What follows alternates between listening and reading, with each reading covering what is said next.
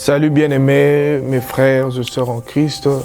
Aujourd'hui, nous sommes encore très ravis, très contents d'ailleurs de pouvoir encore nous tenir devant vous, en fait de pouvoir encore parler, continuer encore avec notre série de l'intimité avec Dieu. Et nous devons savoir que l'intimité, c'est dit une relation étroite et familière entre deux personnes. Et l'intimité est une amitié profonde dont la confiance est réciproque.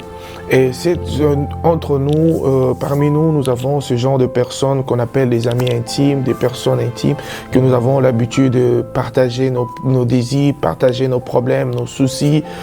C'est de cette manière-là que nous avons établi avec les hommes. Et nous devons savoir que Dieu aussi, dans son amour, dans sa grandeur, c'est ce qu'il attend de nous. Il veut que nous aussi, nous puissions mener une vie d'intimité envers lui. De la manière dont nous partageons avec les autres, que ce soit de la même manière aussi que nous partageons avec lui. Et aujourd'hui, j'aimerais partager notre message sur le passage de Luc au chapitre 10, le verset 39. La Bible dit: elle avait une sœur nommée Marie qui, s'étant assise aux pieds du Seigneur, écoutait sa parole. Bien-aimés dans le Seigneur, nous devons savoir qu'il y a aussi diverses manières, de diverses façons que nous pouvons entrer dans l'intimité avec Dieu. Aujourd'hui, j'aimerais parler de la parole de Dieu. La parole de Dieu est un élément qui nous aide encore à entrer encore dans la présence de Dieu. Et Marie était assise aux pieds de Jésus et elle était restée à ses pieds pour pouvoir écouter la parole de Dieu.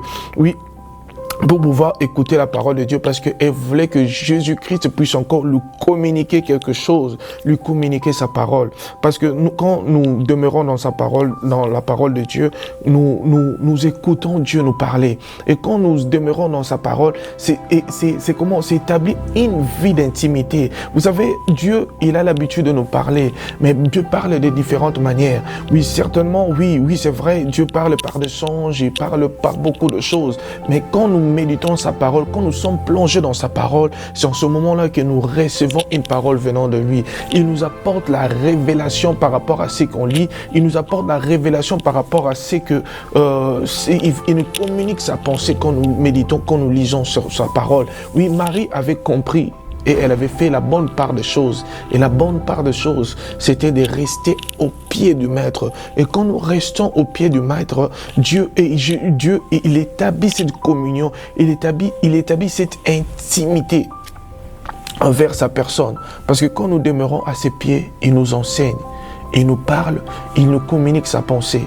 Bien-aimés dans le Seigneur, c'est vraiment pour nous, c'est vraiment capital pour tout un enfant de Dieu de pouvoir connaître ces choses. Oui, certainement, nous pouvons regarder le regard de Marie était tourné vers Jésus et ses oreilles étaient tendues pour écouter et garder chacune des paroles que Jésus-Christ disait. Oui, parce que la Bible me dit que Marthe était venue vers Jésus pour dire que oui, voilà pourquoi Marie ne veut pas m'aider. Et pourquoi? Parce que Marie était tellement concentrée qu'elle avait même oublié tout et elle s'était concentrée dans l'intimité de Dieu. Bien-aimés dans le Seigneur, oui, nous pouvons voir plus tard cette intimité que Marie avait établie avec Dieu, pouvoir encore sauver leurs frères. La Bible dit, quand nous regardons encore dans le livre de... Quand nous plongeons notre regard dans le livre de Jean, le chapitre 11, le verset 5, la Bible dit: oh, Jésus aimait Marthe et sa sœur et Lazare. Comment est-ce que Jésus-Christ est arrivé à aimer ces personnes? Parce qu'ils avaient établi une vie d'intimité. Et la Bible nous parle aussi que quand Jésus-Christ partait à Béthanie, il partait dormir chez Marthe et Marie. Pourquoi? Parce que Marie avait fait la bonne part de choses. Bien-aimés dans le Seigneur, c'est tellement important pour nous de demeurer au pied du Maître. Oui, établir une vie d'intimité avec Dieu, ce n'est pas seulement dans la prière, mais c'est aussi dans la parole de Dieu. De plus tu médites la parole de Dieu, de plus tu comprends la pensée de Dieu, de plus tu te rapproches de Dieu.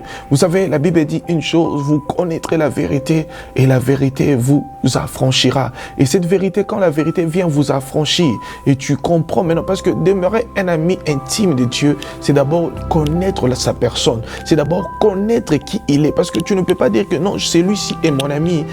intime tant que tu ne connais rien sur lui. Et la meilleure façon de connaître Dieu, c'est au travers sa parole. Plus tu te plonges dans ta parole, plus aussi tu comprends qui il est et qui il représente pour toi. Et maintenant, quand tu vas commencer à marcher, tu ne vas plus marcher dans la défaite, tu ne vas plus marcher dans l'ignorance parce que tu connais qui est Dieu réellement pour toi. Vous savez, il y a quelque chose quand nous lisons dans les Écritures, dans le livre de Jean 4, Jésus-Christ répond à cette fille, la femme samaritaine, disant que oui, vous adorez celui que vous ne connaissez pas. Donc vous comprenez. Donc quand nous connaissons Dieu, ça nous permet aussi de pouvoir encore l'adorer, ça nous permet aussi de pouvoir lui servir comme il le faut. Oui, et pour lui connaître mieux, nous devons nous plonger dans sa parole. Donc rester au pied du Maître, c'est de demeurer dans sa parole, c'est passer du temps dans sa parole. C'est quand nous passons plus de temps dans sa parole, il nous communique sa pensée.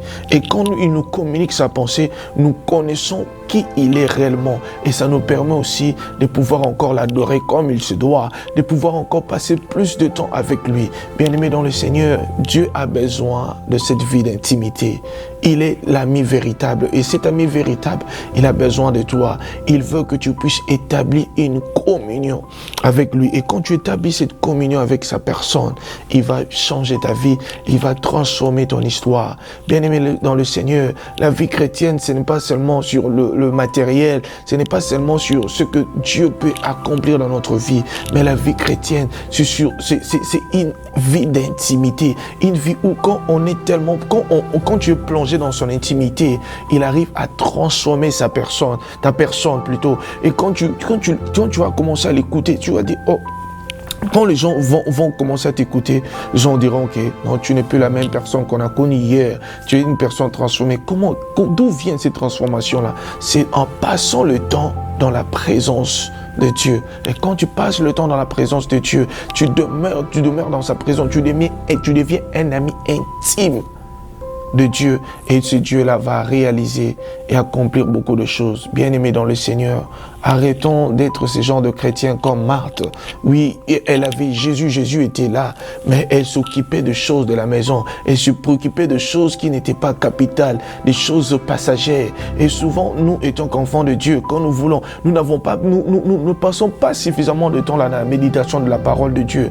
Pourquoi? Parce que nous voulons seulement prier et voir maintenant Dieu agir. Nous voulons voir la main de Dieu, mais nous ne voulons pas ce Dieu qui transforme. Nous ne voulons pas ce Dieu qui change. Et la meilleure façon pour nous de voir le changement, de pouvoir voir la transformation, c'est de demeurer dans sa parole, demeurer dans le pied du Messie, demeurer dans le pied du Maître. Il va nous enseigner, il va nous apprendre c'est quoi la vraie vie chrétienne, c'est quoi la vie d'intimité. Bien-aimés dans le Seigneur, demeurons, soyons des amis intimes de Dieu. Marche dans sa présence. Cherchons-lui encore au travers sa parole. Quand Marie avait cherché Jésus dans sa parole, il était demeuré sous ses pieds pour pouvoir écouter et bénéficier quelque chose. Et j'espère que si tu demeures dans sa parole, tu vas bénéficier de quelque chose et tu vas établir une vie d'intimité, une communion avec sa personne. Que mon Dieu vous bénisse. J'espère que ce message a été une bonne... a édifié plusieurs d'entre nous.